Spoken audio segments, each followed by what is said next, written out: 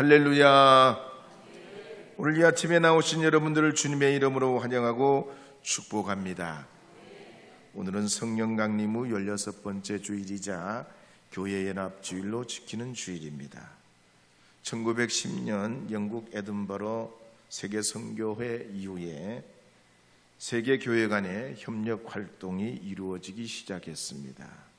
그러다가 1948년 암스테르담에서 44개국의 147개 교회가 참여해서 세계교회협의회를 결성하게 됐습니다. 6년마다 총회를 열고 또 1년마다 주앙위원회를 통해서 교파를 조언해서 각 위원회가 활동에 협력하고 있습니다.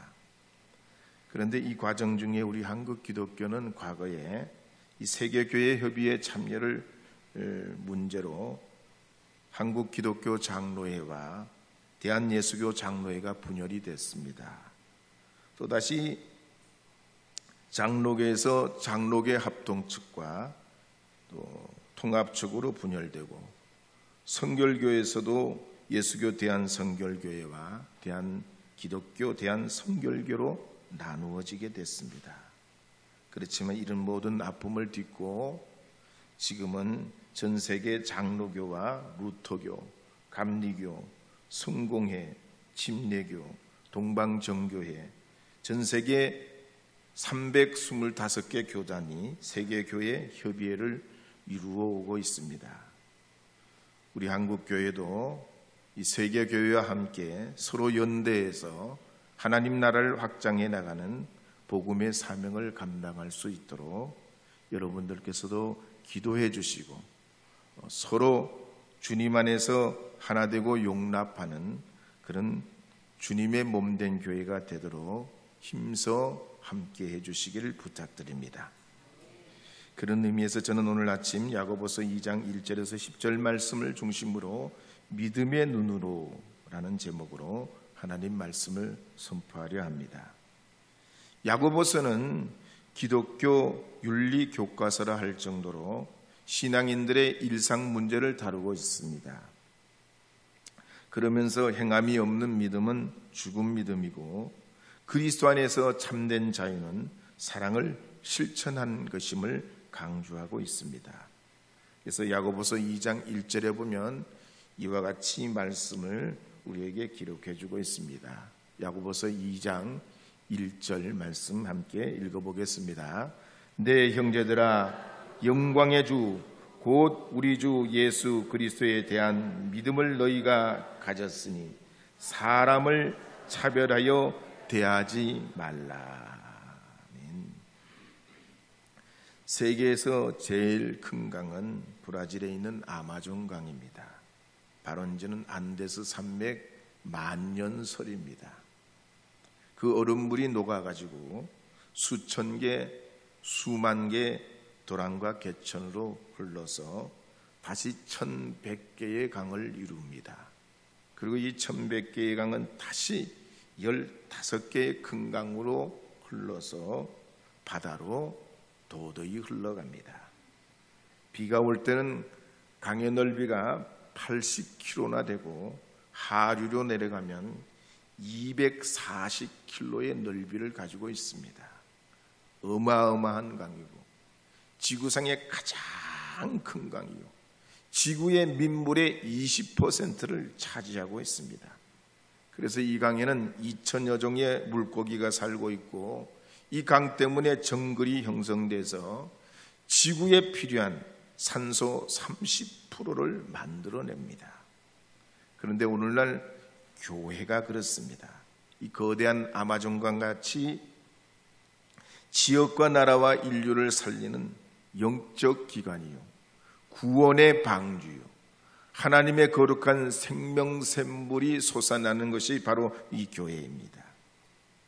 우리 한국 교회를 봐도 그렇습니다. 1866년 토마스 선교사 순교 이후로 선교사들과 성도들의 헌신으로 감리교, 장로교, 성결교, 침례교, 순복음교, 그리고 구세군 성공의 등으로 발전해 왔습니다. 특히 일제강점기와 6.25 동란을 거치면서 미신과 유교와 불교 사상을 극복해내고 온 국민이 가난과 절망을 이기는 일에 함께해 왔습니다. 그래서 지금도 우리 한국 교회만 제대로 선다면, 이 한국 교회만 바른 믿음의 길 간다면 이 대한민국이 미래가 있게 될 줄로 믿습니다. 강성대국이 될 줄로 믿습니다. 그렇다면 우리 주님의 몸된 교회인 우리가 어떻게 해야 서로 연합할 수 있을까요? 야고보서 2장 1절에 보면 이렇게 기록하는 말씀이 있습니다. 한 번 더 읽어보도록 하겠습니다. 내 형제들아, 영광의 주 곧 우리 주 예수 그리스도에 대한 믿음을 너희가 가졌으니 사람을 차별하여 대하지 말라. 하나님께서는 예수 그리스도를 통하여 친히 인간이 되셔서 우리의 죄와 저주와 질병과 절망과 죽음과 고통을 대신 짊어지셨습니다. 그럼에도 불구하고 이스라엘 백성들은 이런 사실을 전혀 깨닫지 못하고 예수님께서 고난받으시고 죽임당하신 것은 하나님의 징벌을 받았다라고 생각했습니다. 그러나 예수님께서는 죽으신 지 3일 만에 부활하시어 우리의 모든 죄값을 청산하시고 마귀의 권세를 이겨내시고 죽음의 그 권세를 깨뜨리시고 약속대로 우리에게 오신 분임을 천명하시게 됐습니다. 이와 같은 그리스도 예수의 오심은 우리가 우리의 의지로, 지혜로, 능으로 받아들일 수 없습니다. 오직 성령의 도움을 통해 우리가 믿음을 가질 때에 이 믿음, 나는 죽고 남은 살리는 이 거룩한 십자가의 사랑의 근간, 이 믿음을 통해서 남녀노소 빈부귀천할 것 없이 하나님의 나라의 시민으로서 자유와 평안을 누리는 하나님의 백성, 주님의 교회로 세워져 갈 수 있게 되는 것입니다. 그래서 때로는 우리가 이 세상 가운데 고통을 겪고 어려운 일을 경험하면서도 서로 평화롭고 존중하며 살아갈 수 있는 거룩한 하나님의 백성, 주님의 교회로 성장할 수 있게 되는 겁니다. 그래서 존중이라는 말도 보면 영어의 리스펙트인데 라틴어에서 온 말이죠. 다시 돌아본다는 얘기입니다. 뭘 돌아본다는 얘기입니까? 다른 사람들을 다시 돌아본다는 얘기. 한 방향에서만 보는 게 아니라 다른 각도에서, 다른 방향에서도 다른 사람을 보는 것, 이것이 존중이라는 말입니다. 그래서 데보라 노비릿은 존중받는다고 느낄 때 마음이 열린다는 책에 보면 직장에서 성공하고 가정에서 원만한 관계를 유지하고 창의력을 가지고 자신감을 높이는 것이 가능한 일이 뭐냐? 존중받을 때에 가능하다는 얘기입니다. 또 유명한 이혼 소송을 맡았던 이혼 전문가 변호사인 마릴린 치니치도 말하기를, 이분은 좋은 부부를 보면 공통점이 있다고 그랬습니다. 먼저 배우자를 위해 시간을 내주고 서로 도와주고 의견을 잘 따르고 그러면서도 고맙고 감사한 것을 표현을 하면서 서로 존중한다는 겁니다. 그런데 이혼을 하는 사람들은 그렇지 않다는 겁니다. 서로 존중받지 못해서 피해의식을 가지고 있다는 겁니다. 가령 제니라는 어떤 아내가 결혼한 후에 하루도 행복할 날이 없었다는 거예요. 남편은 집에 돌아오면 아내를 도와줄 생각을 하지 않고 무슨 대단한 일을 하고 돌아온 것처럼 이 집안일까지 걸 왜 제대로 해놓지 않고 지금까지 도대체 뭐라고 지냈냐? 아내를 깔보고 무시한다는 겁니다. 결국 이들은 이혼의 수순을 밟게 됐는데요. 양육권과 재산 분할에 대해서 상의에다가 지난날에 잘못을 깨닫고 서로 사과하면서 화해하면서 이혼 직전까지 갔다가 다시 온전한 부부가 됐다는 겁니다. 미국만 해도 결혼하는 부부 절반이 이혼을 한다는 겁니다. 그리고 그 가장 큰 이유는 나를 존중하지 않고 무시한다는 것 때문이라는 겁니다. 그래서 사랑보다 더 중요한 건 상대방을 진심으로 존중하고 표현하는 것이라고 그랬습니다. 그러므로 여러분들이 우리 교회 생활, 또 사회 생활, 가정 생활, 여러분의 직장 일터를 통해서 여러분의 삶이 행복해지기를 원하신다면 더 다른 사람들을 존중하시기를 권면드립니다. 결혼 생활에서 그래서 존중하는 7가지를 권면하고 있는데 그 7가지를 들어보면 이렇습니다. 먼저 배우자의 장점을 인정하려는 겁니다. 그 장점을 칭찬해 보라는 겁니다. 두 번째는 배우자가 좋아하는 것을 이해하고 그것을 함께 관심을 가지려고 노력해 보라는 겁니다. 세 번째는 남들 앞에서 배우자의 장점을 칭찬하고 그걸 표현해 보라고 그랬습니다. 네 번째는 배우자가 바빠서 하지 못하는 일을 배우자의 방식대로 해 놓으라는 겁니다. 내 방식대로 하는 것이 아니라 배우자의 방식대로 해 놓으라는 겁니다. 다섯 번째는 모든 것을 함께 나누고 어떤 상황 속에서도 서로 믿어주려는 겁니다. 여섯 번째는 배우자의 의견을 경청하고 존중하라는 겁니다. 일곱 번째는 배우자에게 어울리도록 그 품격에 맞는 행동을 하라는 것입니다. 사랑하는 여러분, 여러분의 가정도 여러분의 삶도 하나님 주신 은혜로 이렇게 인정하고 존중하고 배려하는 여러분 되시기를 주의 이름으로 축복합니다. 그러자면 우리가 교회에 왔을 때 이 교회는 영적 훈련터라고 그랬잖아요. 여러분 만나는 교우들, 함께 이 예배 중에 나온 분들 서로 어떻게 지내셨냐, 편안하셨냐, 어려운 일은 없으셨냐, 지난 한 주간 동안은 무슨 일로 보내셨냐, 이렇게 말씀을 붙여보시고 말씀을 해보시고 들어봐 주시고, 그리고 여러분의 가정으로 돌아가셔서도 여러분의 가족과 여러분의 아내와 남편과 자녀들을 위해서도 그렇게 친밀한 말로 말씀으로 서로 대화하고 관심을 가지고 그리고 눈길을 맞추고 그리고 주님의 사랑으로 주께서 우리를 위해 내어주신 같이 여러분 자신을 내어주는 일들을 반복하며 살아갈 때 가정이 교회가 되고 교회가 가정이 되고 이 나라의 기초인 이 가정이 든든히 건강히 세워져서 이 온 나라가 평안 위에 서고 더욱 행복한 나라로 미래로 이뤄가게 될 줄로 믿습니다. 그런 의미에서 한번 인사해 보도록 하겠습니다. 어떻게 평안하셨습니까? 큰 염려는 없으셨습니까?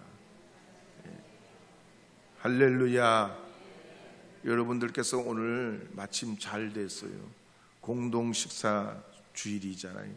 꼭 여러분들께서 예배 마치고 말이죠, 꼭 말씀을 나눠보시고 또 들어보시고 또 여러분 위로해 주시고 축복해 주시고 또 격려해 주시기를 주님의 이름으로 축복합니다. 그렇다면 우리가 어떻게 좀 더 구체적으로 가족과 이웃을 존중하는 걸 실천할 수 있을까요? 옛날 유대인 회당에는 최찬이라는 특별석이 있었습니다. 그래서 가난한 사람들은 이 최찬에 앉을 수가 없었습니다. 상석이요, 높은 자리입니다. 근데 가난한 사람 당연히 이 최찬에 못 앉고 저 말석에 앉아야 됐습니다. 그러니까 예수님의 육신의 형제인 이 야고보가 이런 잘못된 관습이 교회 안에서만큼은 앞으로 교회를 이루어가는 그리스도의 공동체 안에만큼은 이것이 반복되지 않아야 된다고 권면하고 있습니다. 그렇지만 이 초기 교회만 해도 옛날의 유대교인들의 이런 습관이 몸에 배어가지고 여전히 유대교인들처럼 부자는 우대하고 가난한 사람은 차별을 했습니다. 그렇지만 우리 주 예수 그리스도를 보면 그렇지 않습니다. 주님께서는 죄인도 강도도 가늠하다 잡혀온 여인도 배반한 제자도 다 용서해 주셨습니다. 그래서 요한복음 13장 34절에 보면 이렇게 말씀하는 내용이 나옵니다. 함께 읽어보겠습니다. 요한복음 13장 34절입니다. 제가 읽도록 할게요. 새 계명을 너희에게 주노니 서로 사랑하라. 내가 너희를 사랑한 것 같이 너희도 서로 사랑하라. 인간관계 가운데 예수님을 나의 구주로 모셔드려서 주님으로부터 그 사랑을 배우고 실천을 하게 될 때 우리의 삶 속에 우리 마음 속에 있는 탐욕이나 우리의 그릇된 본성으로부터 그리스도 예수를 통해서 평화가 이루어지고 사랑이 더 확대되고 그 열매를 맺어가기 때문에 우리는 누가 뭐라고 해도 주님의 그 사랑, 그 은혜로 주님 앞에 온전히 서려 해야 한다는 것입니다. 특히 사람이란 존재가 그렇습니다. 자기는 아무리 균형을 잡고 또 보편적이고 객관적이고 공평하게 한다 하더라도 사람은 결코 그럴 수가 없습니다. 객관적이다, 공평하다, 나는 진실하다 그래도 주님의 그 십자가의 은혜 이 사랑 위에 올려놓으면 다 함량 미달입니다. 그래서 미국의 유명한 소설가인 마크 트웨인은 말하기를 역사는 편견된 기록이라고 그랬습니다. 아무리 객관적으로 뭘 기록하고 아무리 이걸 역사적으로 철학적으로 평가해가지고 뭘 한다고 해도 결국은 알고 보면 어느 쪽으로도 쏠리든 이 쏠린 것이 이 역사의 기록이라고 그랬습니다. 그러므로 오늘 이 아침에 나오신 여러분들께서도 오직 예수님을 향한 믿음이라야만이 우리의 편견이 깨트려지고 주님이 우리 마음을 주장하셔야만이 우리 안에 평화가 이룩되고 사랑의 열매가 맺어지는 줄 믿고 예수님만이 나의 구원이요 나의 생명이요 나의 진리임을 선포하시면서 주님 앞에 나가시는 여러분 되시기를 주의 이름으로 축복합니다. 무엇보다도 우리 주님은 사람을 외모로 보시지 않으셨습니다. 특히 베드로를 처음 만났을 때 베드로가 어땠습니까? 베드로가 어부였고 의지가 약하고 성질은 급하고 이랬다 저랬다 하고 울퉁불퉁한 모난 돌처럼 세련되지 못했었습니다. 그렇지만 예수님께서는 이런 베드로를 무시하지 않으셨죠? 존중하시고 사랑하셨습니다. 특별히 베드로에게 너는 시몬이니 장차 게바라 하리라 축복해 주셨습니다. 게바가 뭡니까? 반석이란 뜻이 앞으로 교회와 나라와 민족과 인류를 위해서 이 베드로와 같은 이 신앙, 베드로와 같은 사람이 세상의 반석이 된다는 것입니다. 이와 같은 예수님의 격려와 존중과 칭찬은 베드로의 과거를 보신 것도 아니고 베드로의 현재를 보신 것도 아니고 앞으로 장차 복음으로 변화될 이 베드로의 미래를 보시고 아직은 아니지만 이 베드로를 축복하고 존중하셨던 것입니다. 그러므로 오늘 우리가 우리의 사회생활, 직장생활, 가정생활, 우리의 모든 살아가는 삶 속에도 서로 존중하고 인정해 줄 때 발전이 오고 성장이 오고 건강이 오게 되는 줄 믿으시기 바랍니다. 와튼 스쿨의 바사데 교수와 라마라잔 연구원이 연구해서 무엇이 직장 생활을 힘들게 만드는가 논문을 냈습니다. 근데 그 논문의 결과가 뭐냐면 대부분의 직장인들이 가장 큰 불만 중에 하나가 뭐냐면 인정받지 못하는 거라는 결론을 얻습니다. 또 미국의 많은 교사들도 과중한 업무에 박봉으로 시달리고 있다 그럽니다. 그들도 역시 인정받지 못하고 학생들은 반항하고 무시하고 부모들은 교사를 불신하는 이런 교육의 근간이 흔들리는 이런 현장을 맞이하고 있다고 그랬습니다. 또 미국의 영 루비컴이라는 광고 회사가 있었습니다. 이 루비컴은 치열한 경쟁 때문에 심각한 경영난을 겪게 됐습니다. 망하기 직전까지 가버렸습니다. 도저히 회생하기 어려운 상황까지 가게 됐는데 KFC 닭 튀기는 회사잖아요. 치킨 회사를 만나가지고 이 회사에 온 심혈을 쏟아붓습니다. 그리고 그 회사의 좋은 장점이 뭔지 이들이 파악하고 협력하면서 이 KFC 이 회사와 광고를 맺게 되면서 폭발적인 성장을 하면서 이 망해가던 회사가 회생하여서 미국의 굴지 광고 회사가 됐다는 겁니다. 이유가 뭐냐? 자신들의 운명을 바꾸는 결정적인 것은 다른 사람들을 인정하고 존중하면서 그들의 운명의 물꼬가 달라졌다는 얘기. 미국의 CBS에서 편성한 1986년에서 2011년 동안 방영된 오프라 윈프리 쇼도 그렇습니다. 오프라 윈프리 쇼는 핵심이 뭐냐면 거기에 유명한 사람들 초대해 나올 때마다 그 사람들이 올 때마다 최고로 존중해 버리는 거예요. 처음 만날 때마다 접촉하는 스텝 한 사람 한 사람이 그 사람이 이 TV쇼에 방영하는 직전까지 굉장히 진심으로 와주셔서 감사합니다. 오랫동안 기다리고 있었습니다. 만나서 반갑습니다. 정말 우리가 행운입니다. 오는 사람마다 내가 잘 왔다는 그런 생각이 들도록 이 오프라 윈프리쇼에 나오는 그 초대 손님들은 그런 마음이 다 들게 하고 이 사람들이 그 현장에 방송에 막 나갈 때는 기분이 업돼가지고 막 그 방송에 자기가 있는 것 없는 것 그런 경험을 쏟아내고 말하면서 그걸 보는 사람, 듣는 사람, 참여하는 사람들이 전부 다 감동을 받게 되더라는 얘기입니다. 오늘 우리도 그래요. 하나님의 이 교회의 이 예배의 현장에 나올 때 여러분 우리가 주님을 향해서 배지 않으신 하나님의 사랑을 우리가 어떻게 느끼고 경험할 수 있겠습니까? 이 교회의 일원이 된 우리 믿음의 형제들이 서로 관심을 가지고 말을 걸어주고 참 만나서 반갑습니다. 감사합니다. 오늘 집사님, 권사님, 장로님 제가 뵌 건 진짜 오늘 행복한 행운이에요. 내가 오늘 정말로 오늘 교회에 잘 온 것 같아요. 내가 오늘 진짜 어디 가려고 그랬다가 바쁜 일이 있어가지고 오늘 일정을 바꾸려고 그랬다가 그래도 하나님 앞에 예배하러 나왔는데 진짜 정말로 잘한 것 같아요. 하나님의 은혜예요. 축복이에요. 감사해요. 한 번 더 여러분 인사 한번 나누도록 하겠습니다. 정말 뵙게 돼서 감사합니다.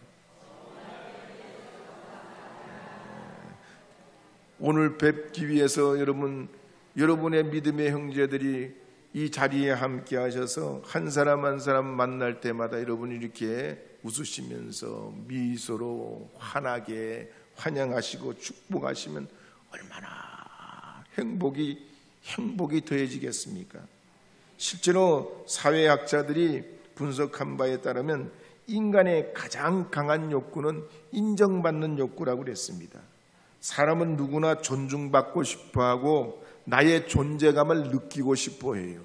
내가 집에 있으면 내 존재감을 어떻게 느껴? 못 느끼니까 복지관에도 가고 교회도 오고 시장도 가고 뭐 사람들도 만나는 거 아닙니까?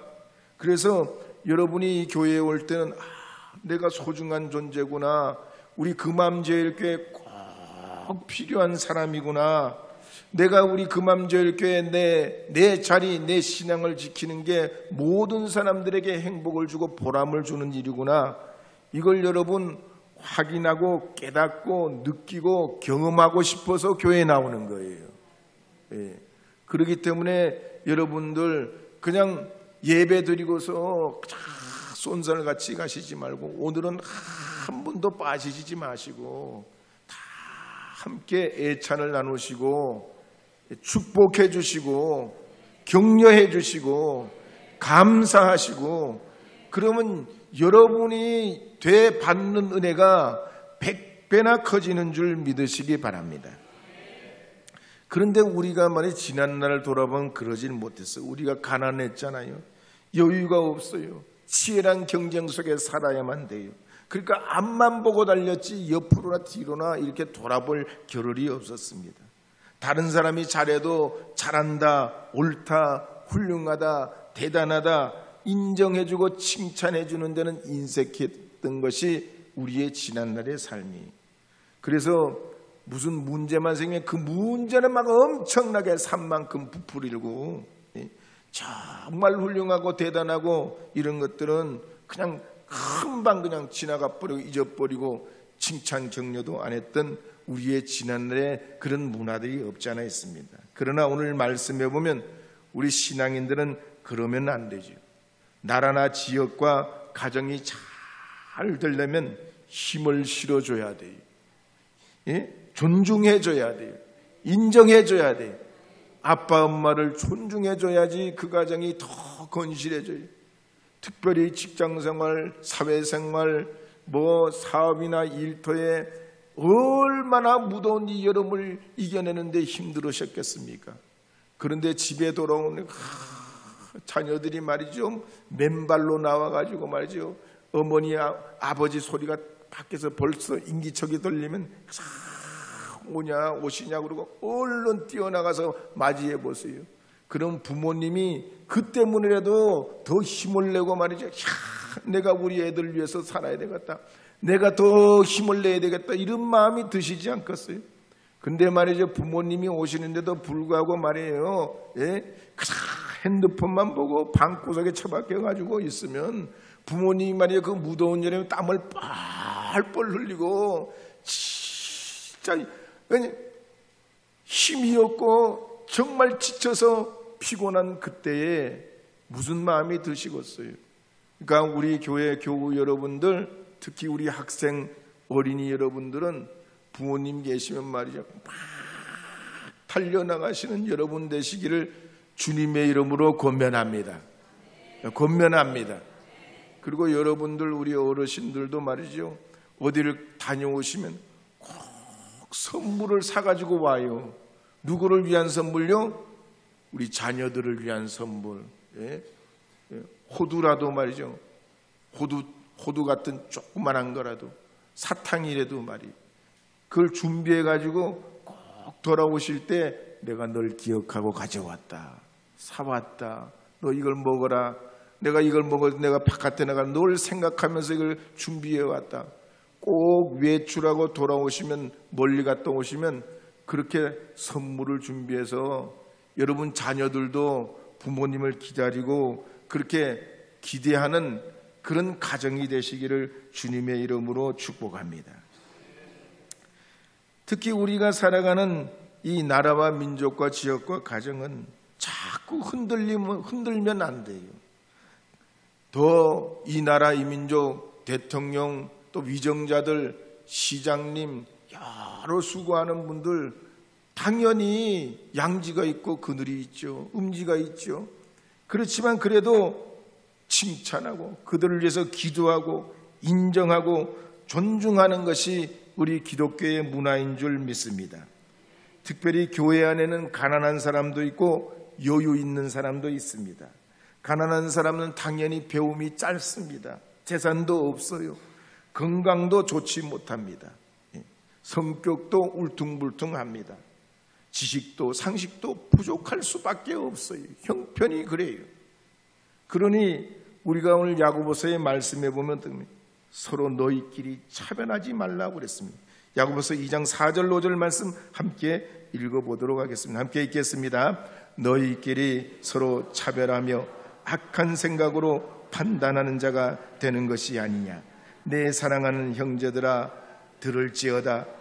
하나님이 세상에서 가난한 자를 택하사 믿음에 부요하게 하시고 또 자기를 사랑하는 자에게 약속하신 나라를 상속으로 받게 하지 아니하셨느냐. 그러므로 우리가 교회 안에서도 서로 존중하고 위해야 하는 줄 믿습니다. 그렇다면 우리가 자존감을 높이고 서로 존중하려면 어떻게 해야 되겠습니까? 두 번째로 내 스스로 가치를 인정해야 됩니다. 남이 나를 인정해 줄 수가 없어요. 내가 나를 인정해야 됩니다. 그러기 위해서는 나의 소질을 개발하려고 해야 됩니다. 그래서 자원봉사도 하고 교회에서 활동도 하고 다른 사람과 자꾸 관계도 맺어가려고 하고 말도 붙이고 밥도 같이 잡수시고 자꾸 여러분 자신을 개방해서 여러분이 다른 사람들과 관계를 이루어가게 될 때 여러분의 가치가 자꾸 올라가는 겁니다. 그리고 자책하는 태도를 버리고 스스로 나는 못났다, 안 된다, 할 수 없다 이런 데 빠지지 말고 그걸 훌훌 털어버리고 긍정적인 마음으로 하나님이 나를 택하시고 나를 부르시고 나를 인도해 주셔서 하나님의 거룩한 주님의 자녀 되게 하심을 믿고 믿음으로 여러분의 삶을 이루어가게 될 때 여러분 올해와 앞으로 5년과 10년 후 앞으로 장차 이 나라 이 민족의 대계를 이루게 될 우리 금암제일교회를 통해서 더 많은 사람들이 자신의 존중감을 되찾고 주님의 나라를 이루어가는 하나님의 귀한 믿음의 사람들이 되게 될 줄로 믿습니다. 마지막으로 일본의 재무부 장관을 지내고 총리를 지낸 다나카라는 분을 소개하려고 합니다. 이 다나카라는 분은 초등학교밖에 못 나왔어요. 근데 일본의 이 재무부에는 직원들이 다 내노라 하는 똑똑한 사람들이 다 모였습니다. 근데 어느 날 이 다나카라는 분이 재무부 장관으로 임명을 받았습니다. 다 그 사람 초등학교밖에 안 나온 걸 알고 직원들이 무지 싫어해요.